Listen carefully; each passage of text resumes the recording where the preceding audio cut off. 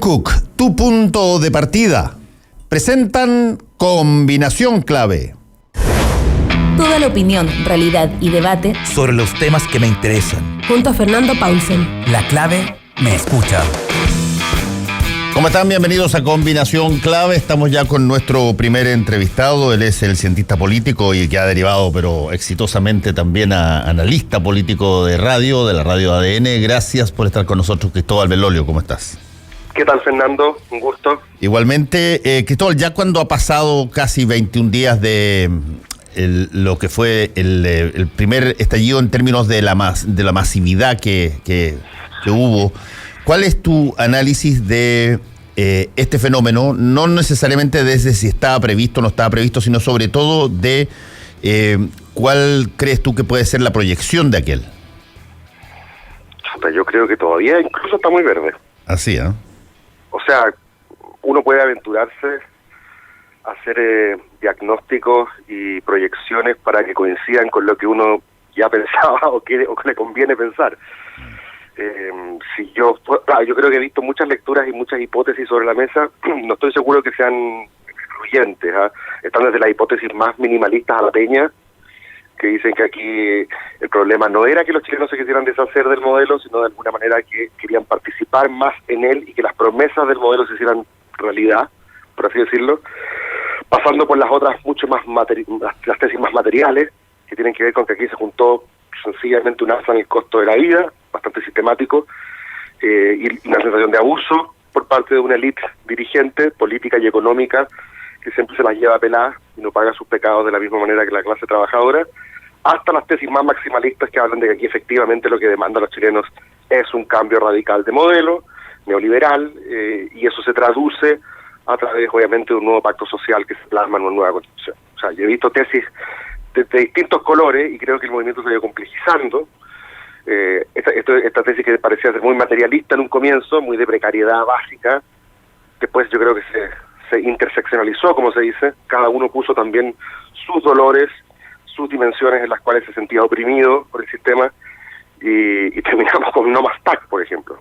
Y no estoy enteramente seguro de qué forma está tomando ahora, en el cual los hechos de violencia, yo creo que se apuesta al gobierno, pueden eventualmente terminar minando una enorme simpatía que tiene el movimiento, incluso en toda su vaguedad.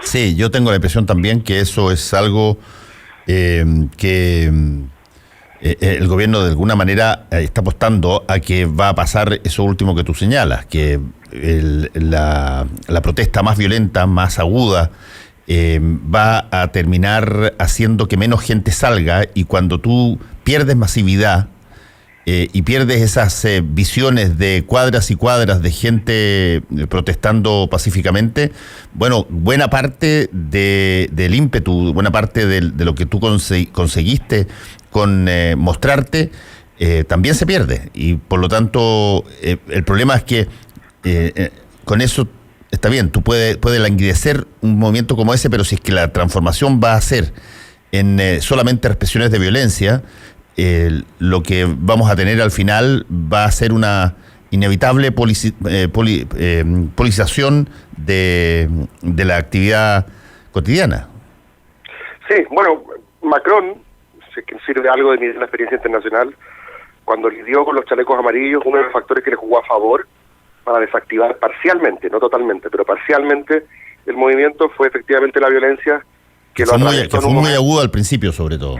Que fue muy agudo al principio, y la violencia de alguna manera le fue minando la simpatía de la opinión pública, y como sabemos, los movimientos generales que les va bien son aquellos que cuentan con la simpatía de la opinión pública. Ahora, respecto a la violencia, yo creo que aquí nos debemos una reflexión mucho más profunda respecto del rol que cumple, del estatus que tiene en democracia.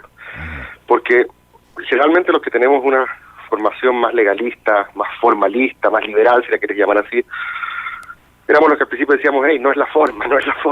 Y muchos se reían de nosotros, por ejemplo, viejo, cuando se tomaron la Bastilla, nadie estuvo diciendo no es la forma. Y uno decía, bueno, que hay que diferenciar quizás entre una monarquía absoluta y una democracia donde supuestamente hay reglas. Hay un marco normativo, y si juegas, contra las reglas, quedas excluido del repertorio legítimo de formas posibles. Pero aquí lo interesante que hemos visto es que, a pesar de que nos queramos aferrar a ese marco normativo, hay que reconocer, quizás con cierta un poco pasmados quizás, de que la violencia no está excluida del repertorio posible. Probablemente no lo queremos legitimar, pero es imposible desconocerlo, por lo menos desde el punto de vista empírico. Como decía Maquiavelo, de la verdad efectiva de la cosa es que aquí la violencia es capaz de producir cambios, y todos celebran que Chile despertó, pero todos se olvidan de que despertó con una buena patada en las nalgas que lo botó de la cama. Hay muchos que dicen, no, lo que hace es que el manifestante violento no es parte del movimiento. Yo no estoy tan seguro, fíjate. Yo creo que eso es como cuando la Garra Blanca se ve un condoro y el dirigente dice que no son verdaderos colocolinos. No, sí lo son. Lo que pasa es que las maneras a través de las cuales nos expresamos son distintas dependiendo de nuestro capital cultural, de nuestras posibilidades. Y hay un mundo que puede celebrar escuchando música electrónica en Plaza Ñuñoa, y hay otro mundo que la manera que tiene de protestar es destruyendo, vandalizando, y no es pura delincuencia, no es puro despliegue vulgar de poder, como diría Pantera, o apetito de destrucción, como diría Guns N' Roses. Es otra cosa, es una forma de protesta, y lo he visto mucho en la marginalidad que de alguna manera hoy día es protagonista por primera vez de lo que está ocurriendo y no quiere que esto acabe. Y la percepción peligrosa del movimiento también de que al no haber ganado nada, al no haber abrochado un triunfo resonante, sino puras migajas como creen ellos, no me voy a ir a casa hasta que las consiga. Pero está frente a un presidente que, como es un jugador, y lo conocemos, es un player, no va a dar más de lo que él considera que es lo mínimo necesario para desactivarlo. Cosa que después de una semana más no se arrepiente y diga, debería haber dado menos. Ahora estamos conversando con el cientista político Cristóbal Belolio. Cristóbal, hay un punto que sí genera una diferencia, si tú quieres, patagüina, para poner un término campesino antiguo, de lo que pasó en Francia con los chalecos amarillos, que partió con una inusitada dosis de violencia, y nosotros. Es que ahí estaba muy claramente centrado el movimiento en torno a una particular decisión del gobierno, que era la de estos alzas de precios particulares. Verde. Exactamente, el impuesto verde. Y por lo tanto, cuando se toma la decisión de reformar eso y no llevarlo a cabo, bueno, no existía una queja por el sistema de salud o por el sistema de pensiones o por el sistema de, qué sé yo, participación en la Unión Europea, ni del modelo que hiciera que siguieran o continuaran con ese movimiento, y por lo tanto se para. Sin embargo, lo que descubrimos un poco acá es que los 30 pesos de alza del metro, cada cual lo asoció a su propia situación de abuso, y por lo tanto se distribuyó en una cantidad enorme de materias, como tú decías muy bien, desde esos 30 pesos que ya hace rato que fueron reformados en términos de esa decisión, hasta una situación como el no más tag. Sí, bueno, yo creo que lo de los chalecos amarillos, si bien en el comienzo también partió por una cuestión muy puntual, después al final, acuérdate que los cabildos que hizo Macron, sí, creo que se llamó el gran debate, también incorporaron una serie de áreas que iban más allá del transporte. Sí, y de calentamiento global. Terminó también abarcando áreas que originalmente no estaban previstas. Hay muchos analistas internacionales que han dicho, ojo, no comparen Chile tanto con Francia, compárenlo más con Brasil 2013, que partió, ¿te acuerdas?, justo antes del Mundial, con un estallido por el alza en el precio del transporte público. Sí, exactamente. Y después, de alguna manera, la narrativa que agarró fuerza era la de los políticos son corruptos, que se vayan todos. Exacto. Y eso terminó con el impeachment de Dilma. O sea, por eso digo que es verde en el sentido de que todavía no sabemos de qué manera va a mutar y cuál va a ser la demanda finalmente que se imponga, porque hemos tenido muchos problemas para decodificar la calle, por decirlo de alguna manera. No tenemos un mecanismo decodificador, y por eso no estoy enteramente seguro de cuál es la solución, en la medida justamente de que carecemos de ese mecanismo decodificador. Cuando tú dices de que, bueno, el presidente que tiene una de alguna manera una educación en términos de esto de ir tratando de obtener, si es que tiene que perder algo, perder lo mínimo, ¿qué sería algo que no fuera mínimo en tu manera de pensar? Una buena pregunta. Lo que pasa es que aquí muchos dicen que esto tiene dos o tres posibilidades. Una, que es la dimensión, lo que podríamos llamar la tesis bono término conflicto. son las aspirinas directas, medidas rápidas, 500 lucas sueldo mínimo, ejemplo, 500 lucas sueldo mínimo. Esa es una posibilidad, atacar dolores palpables y que haya alguna diferencia mañana. La segunda posibilidad es comprometerse con reformas estructurales. Por ejemplo, vamos a revisar la estructura de la capitalización individual, por ejemplo, en materia de pensiones. Y la tercera es la dimensión sacrificial, que muchas veces en política es importante, como tú sabrás, es entregar algo que parezca que me duela. Probablemente si hubiera entregado la cabeza de Chadwick el sábado del fin de semana de Furia, probablemente no estaríamos en esta situación, no lo sé. Muchos esperábamos que el viernes en la tarde, el viernes de Furia, el viernes 18, muchos esperábamos que ese viernes en la tarde el presidente reaccionara de una manera parecida a como reaccionó ante la ola feminista. Muchos pensábamos que el presidente estaba leyendo la situación en la misma clave y por lo tanto lo que iba a hacer era entregar una batería de propuestas que iban, por supuesto, las que anunció el martes o miércoles después, pero también otras con los delitos cuello de corbata, con la impunidad de la clase dirigente, o sea, que básicamente entendía dónde tenía, qué teclas tenía que tocar. Y llamó mucho la atención que no fuera así. Llamó mucho la atención que el gobierno se concentrara en la dimensión de orden público, que es importante, pero se olvidara de la pradera que se le estaba quemando atrás. Se concentró probablemente mucho en la mecha que lo encendió. En ese sentido, el presidente Piñera yo creo que está genuinamente convencido de que aquí hubo un intento desleal de desestabilizarlo, organizado no sé por quién, no me voy a poner conspiranoico, pero él está todavía tan convencido de eso, de que siente que aquí la deslealtad es la que de alguna manera mancha las condiciones de la negociación. Esa es mi impresión, y yo creo que ellos estaban en la moneda muy cerrados ante esa tesis. Estamos hablando de un presidente, Fernando, que hasta hace 2 semanas atrás iba a aparecer atrás en la foto cuando Trump y el presidente de China firmaran el acuerdo para ponerle fin a la guerra comercial. Sí. Estábamos hablando de un presidente que iba a ser la vedette del mayor encuentro para enfrentar la crisis climática, que es el desafío más importante de nuestro tiempo. No nos olvidemos que hasta hace 2 semanas éramos todos Greta lovers, se nos olvidó un poco, y hoy día la pregunta es si que va a terminar su mandato. Entonces yo creo que también es importante volver a reflexionar sobre si conviene o no que un sistema político descanse sobre los hombros de un ser humano, de un homo sapiens, igual que nosotros, que quizá en momentos de presión responde con cierta ineptitud. Ahora, Cristóbal, ahí en esa batería de posibilidades que tú mencionaste, han aparecido ciertas cosas que da la impresión de que son un poquitito más transversales que las cosas que se están pidiendo individualmente. Por ejemplo, el tema de una nueva constitución. Si bien la gente puede no haber leído nunca una constitución o no tener clara noción de exactamente qué incorpora y qué no, de alguna manera se ha movido el tablero hacia la idea de que algo de nuevo en términos de legitimidad, de cómo nos damos las reglas, cómo nos damos las normas y cómo queremos convivir, tiene que ver con una nueva constitución y eso podría ser algún puente de partida. ¿Qué te parece? A ver, estamos hablando de un presidente que no cree en ese proceso. Eso para que nos entendamos. El viejo dicho de pedirle peras al olmo, yo creo que hay que aplicarlo, sobre todo pensando en que la derecha cree, con razón o sin razón, de que lo que ocurrió hace 2 años, en diciembre del 2017, era básicamente un portazo explícito a lo que había hecho Bachelet, tanto en términos constituyentes, como en términos tributarios, como en términos educacionales. Esa es la lectura que hizo la derecha cuando ganó en diciembre del 2017.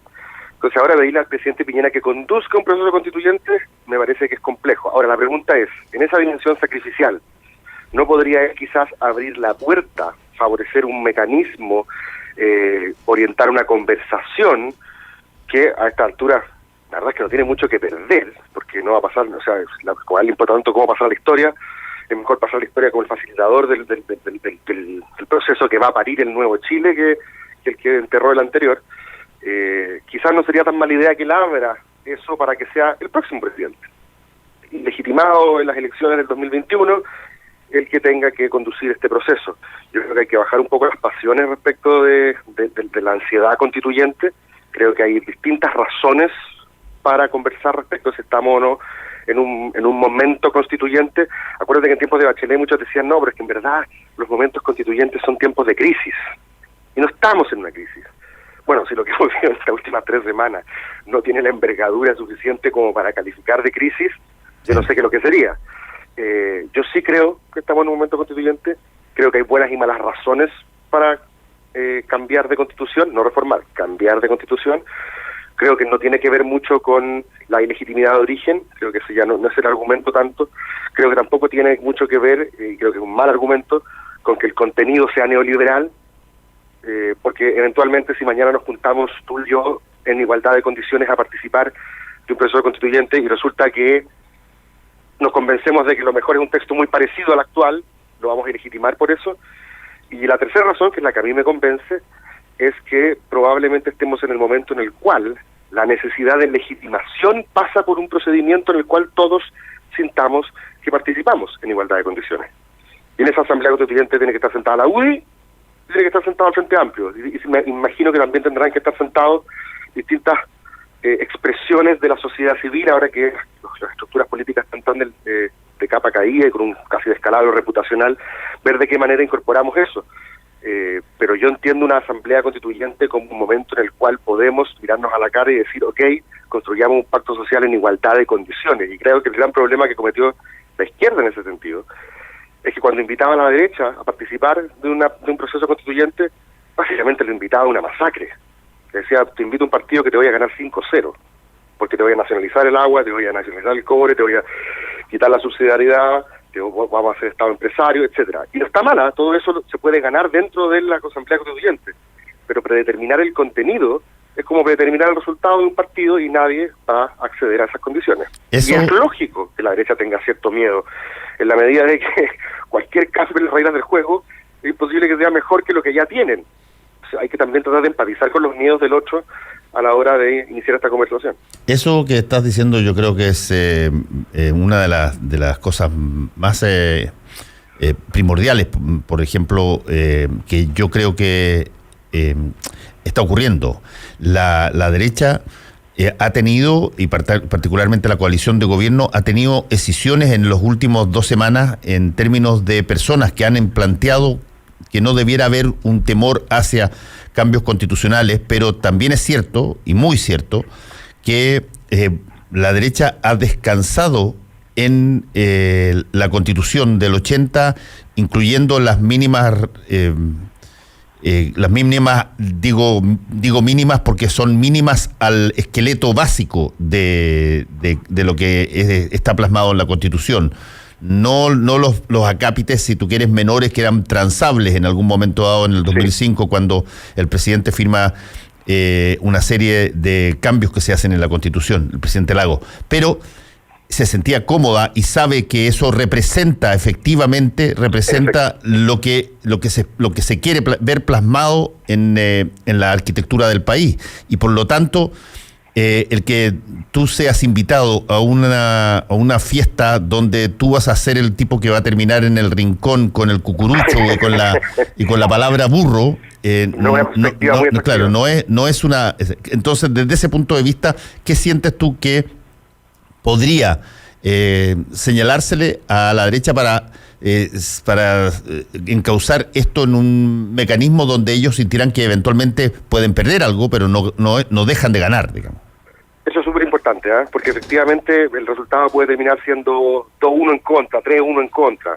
Está bien, y probablemente sea justo que sea así, es necesario que sea así. Más que mal, los pilares de este modelo, y eso vuelvo a la primera tesis de la legitimidad de origen, que a mí no me convence enteramente, pero tiene cuestiones que son relevantes.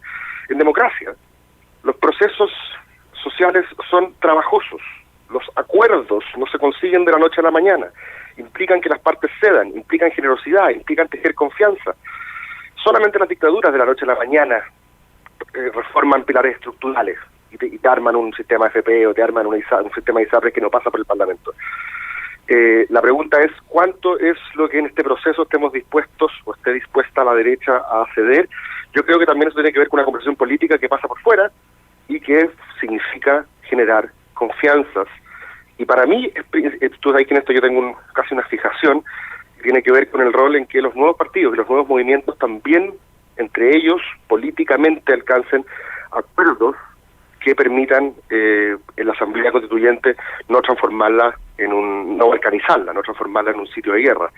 Porque, ojo, hoy día la expectativa, o sea, perdón, la percepción es que los políticos pelean entre ellos, son todos corruptos, aprovechan su posición de poder en desmedro de los demás. El espectáculo de una Asamblea Constituyente no es necesariamente romántico. Sí, no estoy de acuerdo. O sea, tener sentado a Fernando Atria, con José Francisco García, con Patricio Zapata, eso es una conversación muy interesante, muy inteligente. Ese es un modelo más elitista de constitución. Yo estoy pensando como puros constitucionalistas, que no son necesariamente expertos designados a dedo. Yo estoy pensando en que sean ratificados democráticamente, es decir, que sean candidatos a delegados y que la gente vote por ellos, y que una vez que terminen sus funciones, así como los mensajes que se autodestruyen, esa asamblea cese en funciones, esas personas no pueden ejercer cargos públicos durante los próximos 2 años, por ejemplo, y una serie de restricciones en ese tipo. Ahora, ese acuerdo político para generar agua en la piscina tiene que ver mucho con las confianzas, y la política tiene esa dimensión que yo creo que ha sido súper descuidada estas últimas semanas. Nosotros somos de otra generación. Yo jamás pensé que mi generación, que yo erróneamente, y aquí tengo que hacerme autocrítica también, pensé que era más, por ocupar la terminología de los primatólogos, era más parecido a un bonobo que a un chimpancé, es decir, tenía la capacidad de discutir sin agarrarse a combo. No estoy tan seguro ahora. Yo creo que quizás nosotros vamos a cometer los mismos errores de nuestros padres, y lo veo ahora en cómo se han destruido y dinamitado relaciones, confianzas, amistades, grupos de WhatsApp, desde apoderados a las juntas de vecinos, a los compañeros del club de fútbol. Esto va a dejar ciertas heridas que no va a ser fácil restañar, es mi impresión. Sí, estamos conversando con el cientista político Cristóbal Belolio. Cristóbal, el otro punto tiene que ver con, y si que uno se centrara en la discusión que debe existir y que tú la ves expresada en intervenciones de miembros del gobierno que son claramente distintas a otras personas también del gobierno. Ayer entrevisté a la ministra secretaria general de gobierno, Carla Rubilar, que tiene un discurso bien fuerte respecto de la autocrítica que se hacen respecto de lo que el gabinete anterior enfrentó y cómo no previó ni vio las cosas que se decían, y que hubo errores muy grandes. Habla muy fuerte en términos de que debe investigarse cada violación de derechos humanos que se ha cometido, pero al mismo tiempo tú ves presidentes de partido, presidentas de partidos de la misma coalición que básicamente siguen en el mismo esquema de que aquí hay una suerte de alzada gatillada por incluso intereses internacionales desde una cobertura terrorista, digamos. Y por lo tanto esas dos cosas no sé cómo conversan al interior del gobierno. Incluso meto más aún la intervención del ministro de Hacienda, Ignacio Briones, ayer, que también fue totalmente distinta a lo que se había hecho hasta ahora. Sí, está claro que la triada Blumel, Rubilar, Briones tiene un tono distinto. Alguien podría decir que entraron las palomas y salieron los halcones, como dicen en la terminología los politólogos, pero y bueno, y representa una generación distinta y todo eso. Ahora, yo siento, me impresiona, de que el gabinete también debería haber incorporado mayor diversidad social y política. Efectivamente, avanza en el sentido de pedirle a una nueva generación que lo acompañe en este proceso, en este camino, confiando que esa nueva generación tiene un tono también distinto, pero me pareció que faltó más diversidad social y política, o sea, desde el punto de vista de los estratos socioeconómicos, desde el punto de vista del capital cultural. Me parece que él quizás se podría haber variado también un poco más en otras áreas. Respecto al discurso actual, fíjate que yo creo que el presidente está súper preocupado de su imagen internacional desde el punto de vista de los derechos humanos, que es la gran noticia hoy día afuera. Sí. Él no quiere, y además que no nos olvidemos que él, a diferencia de toda su coalición, era el que podía decir que había, no digamos así, luchado contra el dictador, pero quizás que él votó que no, él se opuso a la dictadura. Por lo tanto, el capitalcillo que tenía, a diferencia de sus compañeros de coalición, tenía justamente que ver con que él no tenía la hoja manchada en esa área. Entonces, muy complejo que hoy día eso se le vaya a las manos, y yo creo que el hecho de que todos los ministros hayan salido diciendo que van a perseguir todas estas violaciones de derechos humanos me parece que es muy importante. A pesar de que hay mucha gente que no le crea nomás, hay gente que por entrevistar en Nueva York y de decir en Chile están matando gente en las calles. Esa es la percepción, pero esa no es la realidad. Y hay que quizás también ahí bajarle un par de cambios al dramatismo y reconocer que siempre se cometen violaciones de los derechos humanos, siempre. No solamente para las 3 semanas. El año pasado el Instituto Nacional de Derechos Humanos documentó 80 casos de tortura en comisaría. Y no estábamos en una situación como la actual. O sea, siempre hay violaciones de derechos humanos. La pregunta, o sea, no deja de ser democracia porque las haya. La pregunta, la diferencia entre una dictadura y una democracia es cómo las procesa. Es si van a quedar impunes o no. Es si la autoridad va a pagar responsabilidades políticas al respecto, etcétera. Yo creo que ese es el gran desafío actual de este gobierno. Demostrar que si las hubieron, que todo indica que las hay, sean juzgadas por órganos independientes, los culpables paguen, y no hay impunidad. Yo creo que esa es la diferencia. Sí. Y lo vimos ayer con el COSENA. Muchos decían, no, de nuevo la dictadura. Bueno, este es un COSENA sin dientes. Estamos claros que la señal política es que pareciera que volvió Chadwick, pero no es lo mismo de lo que era antes. Estamos conversando con el cientista político Cristóbal Velorio. Finalmente, Cristóbal, te quiero preguntar por en el ámbito de la oposición formal, y me estoy refiriendo básicamente a la parlamentaria, también hay líneas que se cruzan. Por una parte, hay una intención de una serie de diputados que quieren hacer una acusación constitucional contra el presidente. De hecho, va a tener que dirimirse una situación sobre imputaciones de crímenes de lesa humanidad, que ha sido cogido por uno de los tribunales, pero se quiere buscar una cosa ad hominem en términos del presidente Piñera, que probablemente no va a prosperar por los quórums necesarios, pero igual eso, ¿qué tanto sientes tú que contribuye o no contribuye a lo que... A ver, primero tienen todo el derecho, y no es antidemocrático en la medida que están siguiendo los canales institucionales. Eso parece perogrullo, pero hay que decirlo. Yo creo que es un error estratégico en al menos 3 dimensiones. La primera es porque parte de, vuelvo a lo anterior, la percepción de la población es que los políticos se dedican a pelear entre ellos y no resuelven los problemas de la gente. Porque no nos olvidemos de que hay una dimensión de la protesta que no es tan constituyente, por así decirlo, y tiene mucho que ver que más con la rabia frente a la élite, que es más populista que ideológica, por así decirlo, en el sentido académico del término. Es la idea de ni izquierda ni derecha, los de abajo contra los de arriba. Y ahí los de arriba son todos los políticos. Entonces, tener un espectáculo donde ellos estén peleando las próximas semanas en el Congreso, acusándose, no sé si contribuye mucho a llevar la fiesta en paz. Segundo, creo que es un error desde el punto de vista de que lo que necesitas hoy día es que el gobierno se abra, de que esa famosa agenda social sea un poquito más sustantiva de lo escuálida que es ahora. Necesitas abrochar ciertos acuerdos, como lo está haciendo el ministro Briones, de hecho, y hacerlo teniendo al presidente sentado en el banquillo de los acusados, claramente complejiza las cosas. Sí. Yo no voy a colaborar contigo si me tenía el presidente acusado. Y tercero, justamente porque no va a ganar, porque sabes que está destinada al fracaso. Y otra acusación más destinada al fracaso, por supuesto que no la gente va a sentir que ¿para qué lo hiciste si estuviste perdiendo el tiempo?